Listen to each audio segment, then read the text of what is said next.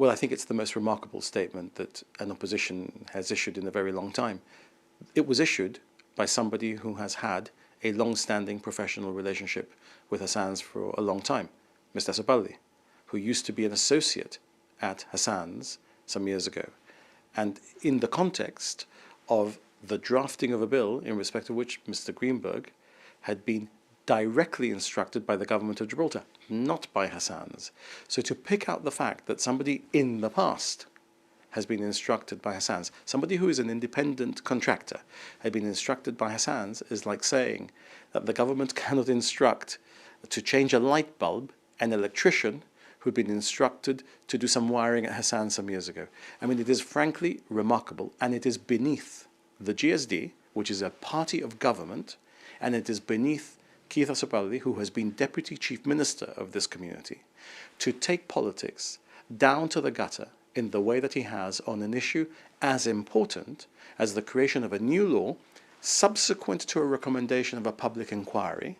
to ensure that our public life is inured from conflict of interest in the future. So it is in that context of the McGrail Inquiry that this law arises. So the GSD has argued that Sir Peter Openshaw pointed out the importance of appearances and how this conflict of interest bill and the assurance it's meant to provide comes off to the public hearing, to the wider world as regards Gibraltar, being that this is someone with a relationship with the government, Hassans, whose relationship formed a large part of the McGrail Inquiry. And all of this is done by Mr Azopardi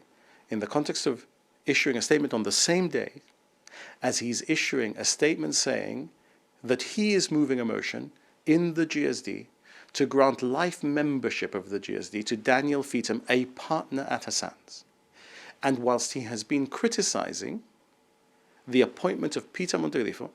somebody whose honesty and integrity, whether you agree with him or not on his politics, has never been questioned in Gibraltar, as the chair of the GPA, which is now headed by the founder of the GSD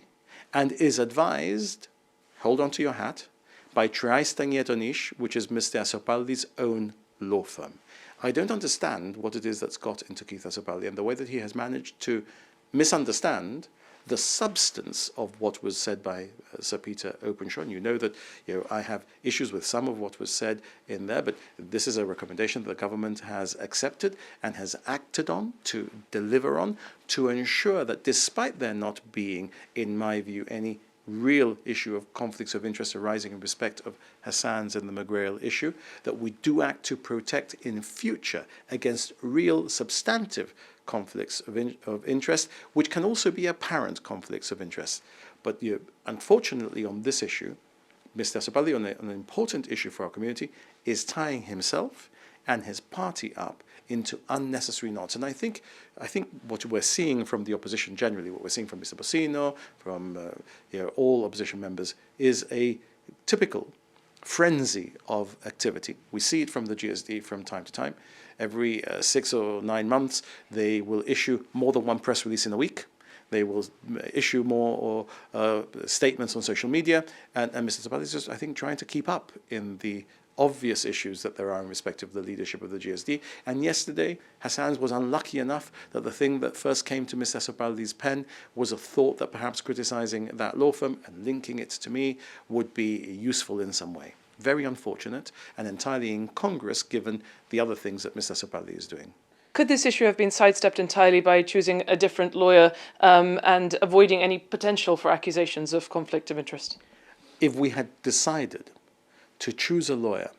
simply on the basis that they had never been associated with a particular law firm, we would not know when to stop to ensure that there would be absolutely no potential perception of a conflict of interest. Most lawyers in Gibraltar have had an association with Hassans in some way, shape or form. Many lawyers in the United Kingdom have had associations with Hassans or other Gibraltar law firms. Should we ask a lawyer who is an experienced draftsman who also needs to know how to draft for Gibraltar, because drafting for Gibraltar is not like drafting for the United Kingdom, so they will have had to have drafted for Gibraltar before. Have you drafted for Gibraltar before on the instructions of any private sector law firm?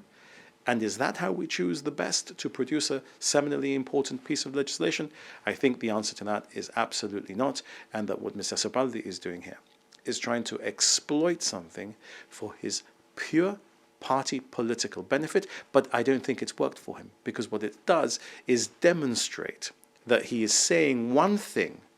whilst doing the complete opposite and raising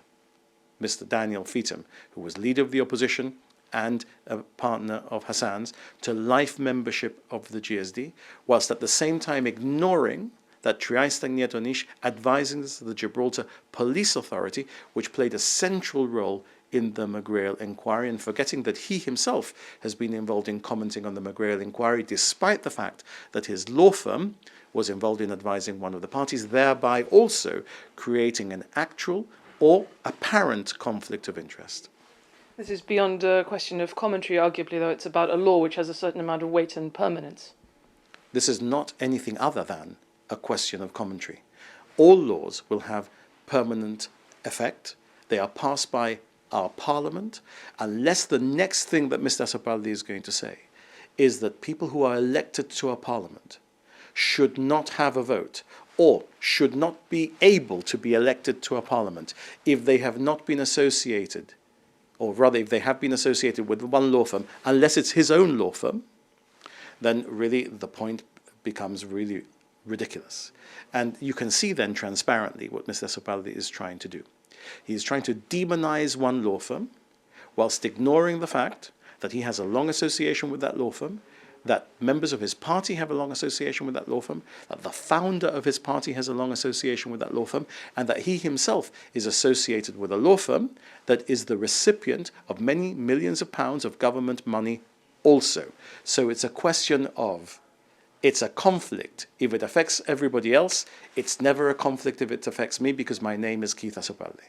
That is not a serious way to do politics. It's not a serious thing to do in a community like ours, to demonize one particular law firm, whoever it may have been unfortunate enough to be associated with, in this case, me, and to pretend to be taken seriously and to be told that you should be elected as the next Chief Minister of Gibraltar, when you're already demonstrating, before you have power, that you will go for one particular individual or one particular firm or one particular company and put all of your political weight against them because it simply is in your political interest to do so. That is not a good look for somebody who is saying that he should be entrusted with the leadership of our community going forward.